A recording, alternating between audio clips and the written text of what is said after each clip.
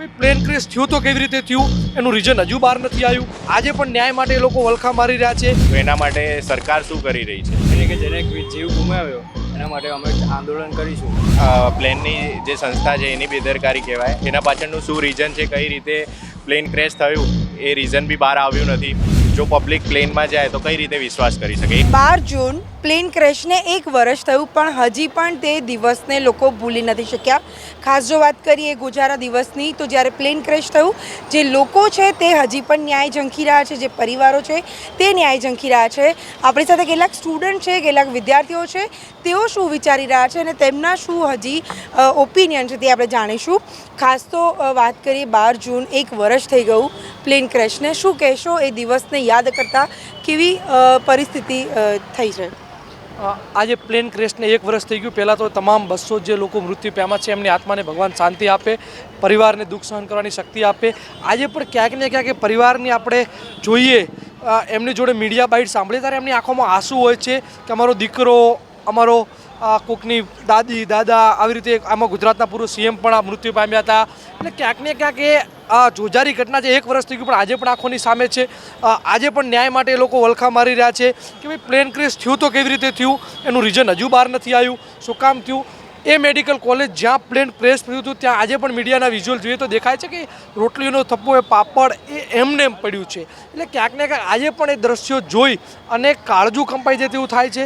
એટલે ક્યાંક ને ક્યાંક આ જે મૃત્યુ પામ્યા છે એમને ન્યાય મળે એવી આશા સાથે અમદાવાદીઓને એક જ આશા છે કે અમને ન્યાય મળે અને ભવિષ્યમાં આવી બીજી ઘટના ના થાય એની. ચોક્કસથી જો વાત કરીએ પ્લેન ક્રેશને 1 વર્ષ થયું, હજી પણ એ યાદો કદાચ યાદ કરે તો રૂવાડા ઊભા થઈ જાય.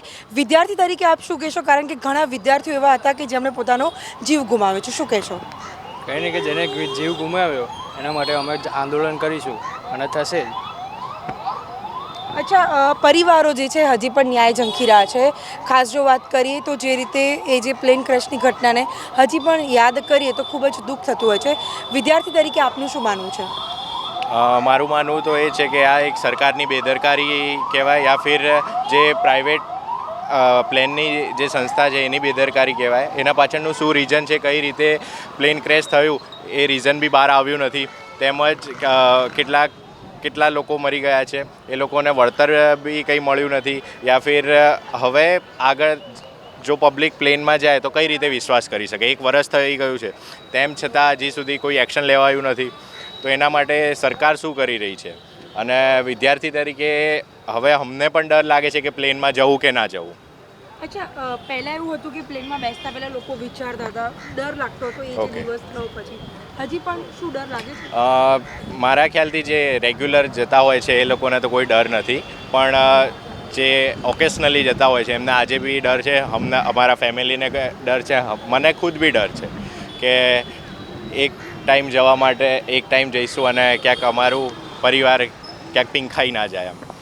ચોક્કસથી જો વાત કરીએ તો પરિવારના લોકોને ડર છે. વિદ્યાર્થી તરીકે લોકો ઘણા એવા હતા કે જે ભણવા જતા હતા. આપને લાગે છે ડર? કારણ કે આપ પણ કદાચ એવું વિચારો કે મારે વિદેશ ભણવા જવું છે અને આવી કોઈ ઘટના થાય. શું માનવું છે આપનું? આપને કેવો ડર છે ખરો? ડર તો લાગે જ ને, બધાને લાગે ડર. જે રેગ્યુલર જતા હોય એમને કશું જાતનો ડર ના લાગે, પણ જે ઓકેશનલી જતા હોય, બહુ ડોમેસ્ટિક ફ્લાઇટમાં જતા હોય એ લોકોને ના લાગે, પણ જે ઇન્ટરનેશનલ જતા હોય એ લોકોને લાગે. અચ્છા, ભવિષ્યમાં ભણવા જવા માટેનો વિચાર આવે તો એ ટાઈમે શું વિચાર આવે? આમ વિચાર આવે કે ક્યાંક ક્રેશ થઈ ગયું તો, ક્યાંક આવી રીતના ઘટના બની ગઈ તો એવો વિચાર આવે ખરી. ચોક્કસથી તો હજી પણ 1 વર્ષ થયું, તે છતાં પણ હજી લોકો આ દિવસને યાદ કરીને ક્યાંક ને ક્યાંક ડરી જાય છે. સાથે વિદ્યાર્થીઓ છે તેમના મગજમાં પણ એ ડર સતાઈ રહ્યો છે કે જો અમે ભવિષ્યમાં પોતાનું કરિયર બનાવવા માટે બહાર જઈશું અને કદાચ આવી ઘટના બનશે તો અમારો પણ પરિવાર વિખાઈ જશે. કેમેરા પર્સન જનક ચૌધરી સાથે પ્રિન્દા રાવલ, TV13 અમદાવાદ.